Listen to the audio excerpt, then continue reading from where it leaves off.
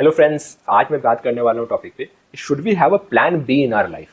देखो, मैंने आईआईटी के बाद कुछ दिन जॉब किया, उसके बाद मैंने सिविल सर्विसेज की तैयारी की दिल्ली में जाकर के। जो पहला क्वेश्चन मैंने पूछा था लोगों से वो ये था कि यार should we have a plan B, या फिर आपके पास जितने अटेम्प्ट है 6 अटेम्प्ट या 8 अटेम्प्ट, आप सारे अटेम्प्ट को एग्जॉस्ट करने के बाद ही कुछ नया करने की सोचो। तो जो मैं जिस कंक्लूजन में पहुंचा वो ये था कि यार I am not going to invest more than 3 years और 3 attempt giving UPSC exam. I definitely wanted to have a plan B in my life. अब कुछ लोग का इस पर दूसरा ओपिनियन है। उनका कहना है कि यार यूपीएससी जैसा एग्जाम जो है ये बहुत बड़ा एक एग्जाम है, मतलब लाइफ टर्निंग इवेंट हो सकता है, और इन सब एग्जाम को क्वालिफाई करने के लिए आपके अंदर एक जोश, एक जुनून होना चाहिए। आप अगर प्लान बी के बारे में सोचेंगे तो शायद आप अपने प्लान ए मतलब यूपीएससी एग्जाम पे इतना अच्छे से फोकस ही नहीं कर पाएंगे, एंड ऑब्वियसली उसके वजह से आपके सिलेक्शन के चांसेस एंड प्रोबेबिलिटी और घटते जाएंगे। मेरा ऐसा मानना है कि ये जो सेकंड थॉट प्रोसेस है ये बहुत ही ज़्यादा फ्लॉड है। इसमें फ्लॉ होने का सबसे पहला रीज़न ये है दोस्तों कि UPSC is a game of luck. Now before आप मेरे नीचे जाकर के कमेंट करें और मुझे कुछ बोलें, आप खुद सोचिए ना कि करीब 8 लाख लोग अपीयर करते हैं और उसमें आपको रैंक लाना है तो आपको 800-700 रैंक में आना पड़ेगा, यानी कि प्रोबेबिलिटी जो आपका सिलेक्शन का है वो 0.001% के आसपास है। अब आप बोलेंगे कि यार इसमें 1 ही लाख लोग सीरियस हैं। हम बोले चलो ठीक है, अगर 1 लाख भी सीरियस हैं तो 1 लाख में भी 700 रैंक लाना मतलब 0.7% प्रोबेबिलिटी का गेम आप खेल रहे हैं। और जब इतना स्मॉल सिलेक्शन होता है ना यार, तो उसमें बस आपका एफर्ट काउंट नहीं करता है। मेरा एक दोस्त है जो कि इंजीनियरिंग बैकग्राउंड का था और उसने 6 अटेम्प्ट अपने लगा दिए और वो अनफॉर्चुनेटली सेलेक्ट नहीं हो पाया। ऐसा बिल्कुल बात नहीं है कि वो स्मार्ट नहीं था, बिकॉज उसने 2 या 3 इंटरव्यूज तक दिए थे।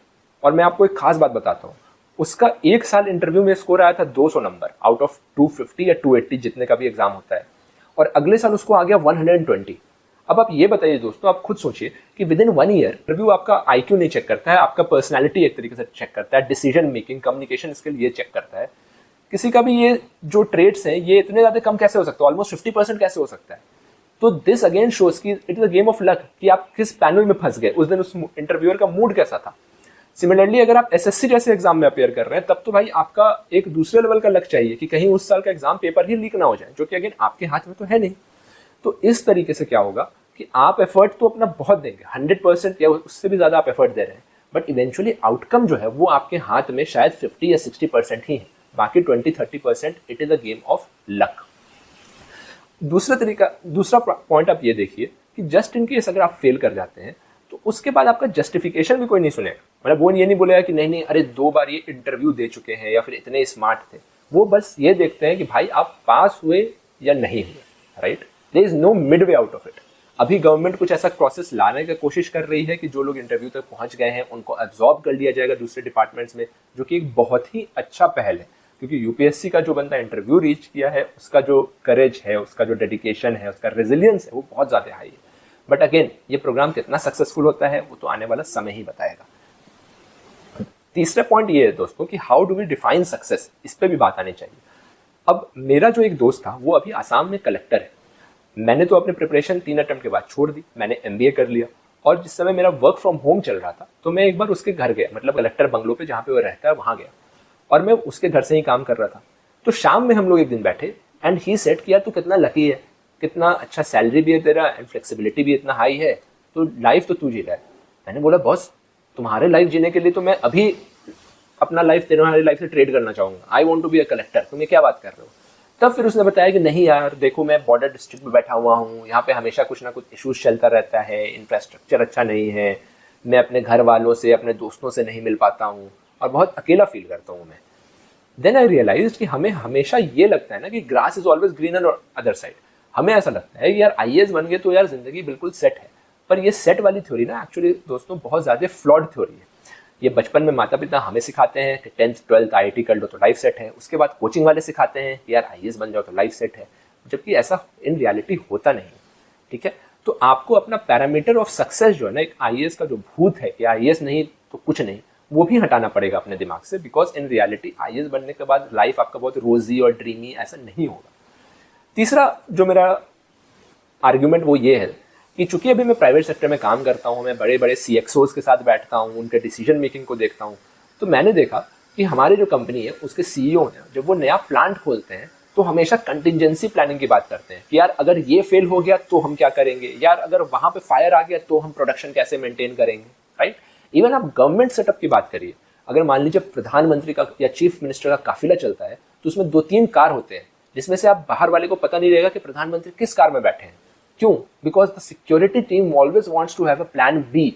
ऐसा नहीं हो कि अगर अटैक हुआ तो सिर्फ उनके पास एक ही एग्जिट राउट हो या फिर उनके पास एक ही source of saving the prime minister या कोई वीआईपी हो। तो every big CXO, every big security agency, सारे लोगों के पास प्लान बी होता है। And in fact not having a plan B shows a level of immaturity of your planning. तो जब आपकी बात अपने लाइफ पे आती है then why you shouldn't have a plan B, ये मेरे को समझ में नहीं आता। एंड मेरा जो कंक्लूजन है वो ये है कि ये कोचिंग माफिया द्वारा फैलाया गया एक मिथ है कि don't have a plan B, because eventually जब आप फेल कर जाते हैं तो यार आप कोचिंग वाले तो बोलेंगे कि यार हम क्या कर सकते हैं, ये तो आपका चॉइस था, आपका डिसीजन था, राइट। एंड उसके बाद आपके पास कोई ऑप्शन भी नहीं रह जाएगा। तो what I eventually suggest friends, कि अगर आप बीटेक, स्पेशली बीटेक या इंजीनियरिंग जैसे बैकग्राउंड से अगर आते हैं और तब आप यूपीएससी में जा रहे हैं, विच मीन्स कि आपके पास तो एक ऑप्शन ऑलरेडी है कि आप प्राइवेट सेक्टर में नौकरी कर सकते हैं, आप ऑलरेडी एनालिटिकल हैं, तो I suggest you should plan like this. सबसे पहले अपने प्लानिंग को सेग्रीगेट करिए। सबसे पहले अपना प्लान जो अटेम्प्ट है उस पर एक कैप लगाइए, यार मैं 3 ही अटेम्प्ट दूंगा या 2 ही अटेम्प्ट दूंगा, इससे ज्यादा मैं अटेम्प्ट नहीं दूंगा। तो फॉर एग्जाम्पल मैंने अगर बोल दिया कि मैं यूपीएससी का अटेम्प्ट सिर्फ 2 बार दूंगा, तीसरी बार अगर अटेम्प्ट लेना पड़े तो मैं साथ में स्टेट पीसीएस का अटेम्प्ट या एसएससी का भी अटेम्प्ट दूंगा, because having some job is always better than having no job. साथ ही आप ये कर सकते हैं कि अगर आप तीसरा अटेम्प्ट देने जा रहे हैं तो मैं पैरेलली कुछ online courses in AIML, data analytics या अपने फील्ड से रिलेटेड कोर्सेज करता रहूंगा, ताकि जिसके दम पर मुझे किसी प्राइवेट सेक्टर में एक एंट्री लेवल जॉब तो कम से कम मिल जाए।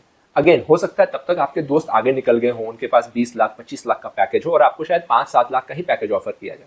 But again it is good कि आपने स्टार्ट तो कर दिया अपना करियर और कुछ सालों में 4 साल 5 साल के अंदर आप भी उसी लेवल पे पहुंच जाएंगे, राइट। तो एक प्लान ऑफ एक्शन, एक कंटिजेंसी प्लानिंग के साथ चलिए, कैपिंग रखिए, सेग्रीगेशन लाइए कि मैं किस अटेम्प्ट के बाद क्या क्या चीज नया करना स्टार्ट करूंगा और फिर आगे बढ़िए।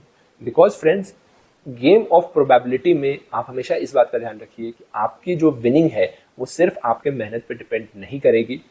एंड सारे 6 साल 8 साल एग्जॉस्ट कर देने के बाद, इतना एफर्ट डालने के बाद जब आप फेल करेंगे, जब आप सक्सीड नहीं कर पाएंगे, तो उस समय जिस तरीके का फियर, जिस तरीके का प्रेशर, डिप्रेशन आपके ऊपर होगा, उससे बेटर होगा कि आप पहले ही एक्सेप्ट कर लीजिए कि I tried my best, I could not compete and it is okay.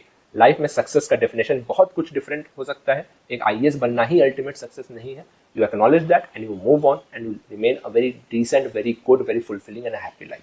तो अगर आपको ये सजेशन मेरा पसंद आया हो, जो मैंने खुद अपने लाइफ पे भी इम्प्लीमेंट किया है, तो आप इस वीडियो को जरूर लाइक करिए, अपने उस दोस्त के साथ शेयर करिए जो इस द्वंद्व में फंसा हुआ है कि उसको सारे 6 अटेम्प्ट देने चाहिए या फिर उसको एक प्लान बी भी रखना चाहिए, ताकि उसकी भी मदद हो सके। Thank you so much for watching this video and take care. Bye bye.